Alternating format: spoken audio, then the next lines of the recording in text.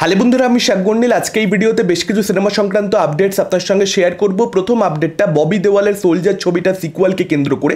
আপনারা জানেন 1998 সালের ববি দেওয়ালের একটা বিখ্যাত ছবি ছিল সোলজার, যেখানে প্রীতি জিন্তাও কাজ করেছিলেন। তো প্রডিউসার রমেশ তোরানি এটা পরিষ্কার জানিয়ে দিয়েছেন যে সোলজার ছবিটার কিন্তু সিকুয়াল আসতে চলেছে পরবর্তী বছরে, অর্থাৎ 2025 সালের প্রথম ভাগ থেকে ছবিটা শুটিং শুরু হয়ে যাবে। যদিও সেই সিকুয়ালের মধ্যে আমরা ববি দেওয়াল এবং প্রীতি জিন্তাকে দেখতে পাবো নাকি নতুন কোনো কাস্টিং দেখতে পাবো, সে ব্যাপারে মেকাররা এখনো অবধি কোনো রকম সিদ্ধান্ত নেয়নি। নেক্সট আপডেটটা বরুণ ধাওয়ান এবং ডেভিড ধাওয়ানের কোলাবোরেশন, অর্থাৎ তারা যে কমিক এন্টারটেইনার ছবিটা বানাতে চলেছে সেটাকে কেন্দ্র করে, যে ছবির মধ্যে নায়িকা হিসেবে আপনারা দুজনকে দেখতে পাবেন।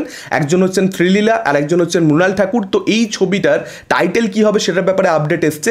হে জাওয়ানি তো ইশ খোনা হে, এটা টাইটেল হতে চলেছে। এখন এটা খুবই অদ্ভুত একটা টাইটেল এবং খুব বড় টাইটেল। এটা আজকের দিনে, আগে একটা সময় আমরা দেখতে পেতাম খুব বড় বড় টাইটেল, আজকের দিনে বড় বড় টাইটেল সেটা খুব যে ভালো প্রয়াস সেটা বলা যেতে পারে না। দেখা যাক, অনেক ক্ষেত্রে ছবির গল্প ভালো হলে, ছবির মধ্যে এন্টারটেনমেন্ট সলিড থাকলে টাইটেল যেরকমই হোক না কেন ছবি চলবে, সেটা নিয়ে কোনো রকম সন্দেহ নেই। নেক্সট আপডেটটা তামিল স্টার কার্থি এবং পিএস মিত্রানের কোলাবোরেশন সর্দার 2 কে কেন্দ্র করে। সর্দার ছবিটা তো প্রচন্ড ভালো হয়েছিল, বক্স অফিসে সফলতা পেয়েছিল, যে কারণে এই সিকুয়ালটা হচ্ছে। শুটিংয়ের কাজ শুরু হয়ে গেছে এবং আপনাদেরকে জানিয়ে রাখি এস জে সূর্যাকে আমরা এই ছবির মধ্যে অভিনয় করতে দেখতে পাবো। কিছু আপডেটস এরকম রয়েছে যে সম্ভবত অ্যান্টাগনিস্ট হিসেবে, অর্থাৎ ভিলেনের ভূমিকাতে আমরা এস জে সূর্যাকে দেখতে পাবো। আবার কিছু জায়গাতে সেটার ব্যাপারে কোনো রকম ক্লিয়ারেন্স নেই, ফলত নিশ্চিতভাবে বলা যাচ্ছে না যে তিনি ভিলেন হিসেবে থাকবেন, তবে তিনি ছবিতে অভিনয় করবেন সেটার ব্যাপারে মেকার অফিসিয়ালি অ্যানাউন্সমেন্ট করে দিয়েছে। নেক্সট আপডেটটা ওয়ার 2 কে কেন্দ্র করে, অর্থাৎ ঋত্বিক রোশন এবং জুনিয়র এনটিআরের আপকামিং ছবি, যে ছবির পরিচালনার দায়িত্ব সামলাবেন অয়ন মুখার্জি। তো সেই ছবিটার শুটিং তো শুরু হয়ে গেছে। আপনারা জানেন রামোজি ফিল্ম সিটিতে, অর্থাৎ হায়দ্রাবাদে, সেখানে বেশ কিছু অ্যাকশন সিকোয়েন্সের শ্যুট করা হবে, যে কারণে অলরেডি একটা বিশাল বড় সেট তৈরি করা হচ্ছে এবং একজন হলিউডের অ্যাকশন ডিরেক্টর তার স্টান্টম্যানদেরকে নিয়ে অলরেডি যে অর্থাৎ যে অ্যাকশন সিকোয়েন্সটা হবে সেটা প্র্যাকটিস করা শুরু করে দিয়েছে। তো আশা করবো যে এই ছবির মধ্যে আমরা বেশ কিছু ভালো ভালো অ্যাকশন সিকোয়েন্সেস দেখতে পাবো এবং ডেফিনেটলি ইয়াশরাজের স্পাই ফ্র্যাঞ্চাইজি সেই এক্সপেকটেশনটা ইয়াশরাজ ফুলফিল করবে অডিয়েন্সের, সেটা নিয়ে কোনো ডাউট রাখা উচিত নয়। নেক্সট আপডেটটা শ্রীকৃষ্ণকে নিয়ে। হ্যাঁ, ঠিকই শুনছেন, শ্রীকৃষ্ণকে নিয়ে কিছু ছবি হতে চলেছে, ওয়েব সিরিজ হতে চলেছে, এরকমটাই আপডেট রয়েছে। সাগর পিকচার্স এন্টারটেনমেন্ট, যারা 1987 সালে যে রামায়ণ নির্মিত হয়েছিল, দূরদর্শনে সম্প্রচারিত হয়েছিল, সেই সাগর পিকচার্স এন্টারটেনমেন্ট তারা বেশ কিছু ওয়েব সিরিজ, কিছু সিনেমা শ্রীকৃষ্ণকে কেন্দ্র করে নির্মাণ করতে চলেছে, যেগুলোর চিত্রনাট্য তৈরি করা হবে গীতাকে অনুসরণ করে, এরকমটাই জানতে পারা যাচ্ছে। যদিও কবে থেকে এর কাজ এক্স্যাক্টলি শুরু হবে এবং কাস্টিং কি হবে, শ্রীকৃষ্ণের ভূমিকাতে আমরা কোন অভিনেতাকে দেখতে পাবো, সেটার ব্যাপারে কিন্তু এখন অবধি কোনো আপডেট নেই। যদিও এটা কিন্তু জানতে পারা যাচ্ছে মেকাররা শুধুমাত্র বলিউড নয়, তার সঙ্গে সঙ্গে বিভিন্ন সাউথ ইন্ডিয়ান অ্যাক্টরদেরকেও কাস্ট করবার কথা এখানে ভাবছে। দেখা যাক সেই সমস্ত অভিনেতা অভিনেত্রীরা শেষ অবধি কারা হয়। নেক্সট আপডেটটা আল্লু অর্জুনকে কেন্দ্র করে, তার কাজ করবার কথা ছিল তামিল পরিচালক অ্যাটলির সঙ্গে, কিন্তু অ্যাটলির সঙ্গে তার ছবিটা হচ্ছে না।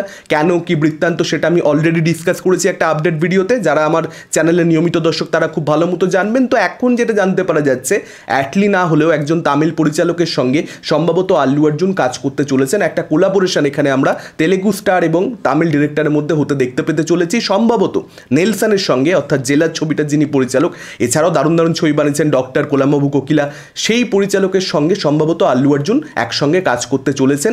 একটা স্টোরি আইডিয়া নেলসন শুনিয়েছে আল্লু অর্জুনকে, যেটা আল্লু অর্জুনের খুব পছন্দ হয়েছে, যে কারণে বর্তমানে নেলসন কিন্তু স্ক্রিপ্টিংয়ের কাজ করছে। আফটারঅল যদি স্ক্রিন প্লেটা পছন্দ হয় আল্লু অর্জুনের, ডেফিনেটলি এই কোলাবোরেশন আমরা দেখতে পাবো। যদিও শুটিং কবে থেকে শুরু হবে সেটার ব্যাপারে এখন অবধি কোনো আপডেট নেই, পুরো জিনিসটাই এখন আর্লি স্টেজে রয়েছে। নেক্সট আপডেটটা ভিকি কৌশল এবং তৃপ্তি ডিমরির আপকামিং বলিউড ছবি ব্যাড নিউজকে কেন্দ্র করে, যে ছবির মধ্যে 3টে পার্টিকুলার সিনকে সিবিএফসির দ্বারা মডিফাই করতে বলা হয়েছে। 3টে সিনের মধ্যে 2টো কিসিং সিন রয়েছে। একটা সিন হচ্ছে 10 সেকেন্ডের, একটা 9 সেকেন্ডের এবং একটা 8 সেকেন্ডের, টোটাল 27 সেকেন্ডের সিনসকে মডিফাই করতে বলা হয়েছে। এছাড়া যে চেঞ্জেসগুলো বলা হয়েছে সেগুলো মাইনর চেঞ্জেস, যেমন কিছু ডিসক্লেমার দিতে বলা হয়েছে।